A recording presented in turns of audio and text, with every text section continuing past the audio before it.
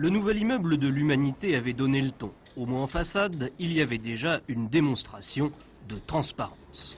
Pour le reste, les événements d'Europe de l'Est constituaient un bon test.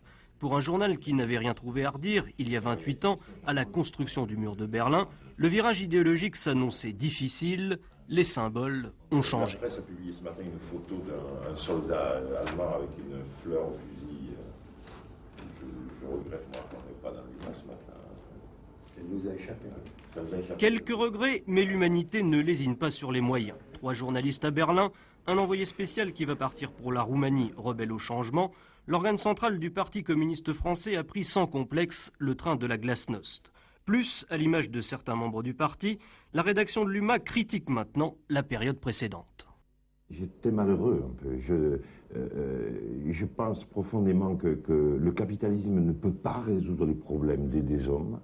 Et donc j'étais malheureux de voir que le système socialiste s'empêtrait, s'immobilisait, se fermait. Et dès que sont apparus les premiers mouvements en Union soviétique, franchement, j'en étais très très heureux. Aujourd'hui, je me sens profondément à l'aise et j'adhère profondément à tout ce qui se passe. Vous étiez malheureux, mais vous ne le disiez pas. Je le disais. Claude Cabane le disait peut-être, mais les colonnes de l'UMA, elles, reflétaient plutôt la ligne du parti que peu de choses séparaient d'un Brejnev ou d'un Jaruzelski. En histoire, ce qui compte, c'est de savoir suivre à temps les bons exemples.